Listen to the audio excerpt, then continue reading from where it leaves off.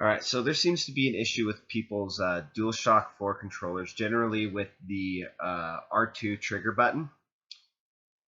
It tends to get stuck. This is the button we usually use for SPS shooters and all that, so it tends to break. It's stuck like that. So let me give you a closer look and exactly see so that you can see what's going on with this. So if you can see when I lift it back up, that's it getting stuck right there, and see how it's at a kind of an angle. So I'm going to show you how you can fix this at home. You can either find a replacement, or there's one other way to fix it without having to purchase anything. So let's say you're poor, or finding an extra piece isn't available for you. So let's go ahead and move on down here just a little bit. So I'm going to do it on this one here in a little bit, but I had already done it on this other controller that was having the same issue, and this was the result of after it was fixed. So you can see there's still a little bit of leeway and give, but it no longer actually sticks. So to do this, to take apart your PlayStation 4 controller or your DualShock 4 controller, there's going to be 4 screws right here, here, here, and here. So what you got to do to pull it apart is you're going to pull apart from one side to the other. So it's going to come, and you might have to muscle it just a little bit, but still be gentle with it. So kind of pulling out from the edge here. See, there we go.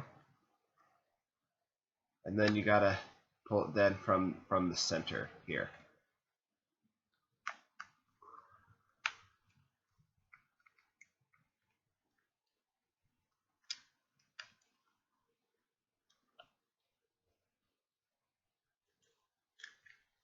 Might take a little bit of time wiggling it. I'll probably skip through this little part here while I'm getting it open. Okay, just make sure you do it on top of a table or something so that you don't lose any pieces, hopefully. When we first pull apart our controller, the reason I say that is that you might end up losing one of the trigger buttons. So that way, if you do it over a table, it's just going to fall on the table, or over a bowl, it'll just fall in there and you won't lose any pieces. So there's going to be a little piece connected in there, just like that. So there's kind of a blue tape on one side, so we're just going to pull that out just like that. It's just the connector for the light. Set that aside. So now we have the back part of the controller. So since this was the left trigger button, we're just going to focus on the right trigger. What I did is all I did was pull out the trigger, okay, the right trigger, and there's this little silver piece that was still stuck to it. It was one of these right here. It's kind of really hard to see, but all we're going to do is we're just going to remove that, take out the broken piece of the controller. As you can see right here, the controller is missing one of the sides. All we're going to do is just take the controller and place it back on, take the trigger and place it right back onto the controller.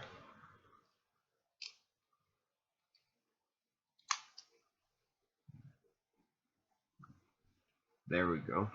Oh, never mind.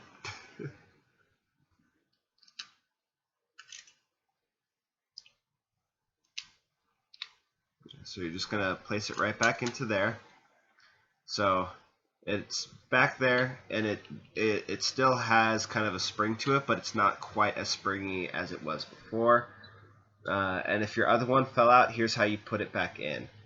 So if your left trigger pulled out and it's fixed, if it's doing fine just like this one, make sure you slide this little piece right here onto, since we're dealing with the L2, make sure you put it through the end, and it's really hard to see. See how that one end has a little bit of space there? We're going to slide it just right onto the end like that. And there's going to be a little way. It might be easy once you actually get your hands on it and see exactly where that spring is supposed to be and supposed to go. So then you click it back on in, and you're good. And to put it back on, make sure you see that little wire there, that blue wire. The blue wire is going to face away from the controller, so to the controller's left side. The blue tape will face the controller's left side. So we can get that in there. There we go. You can see that part just controls the light, so we got the light going there. And then start by putting it on the top. And then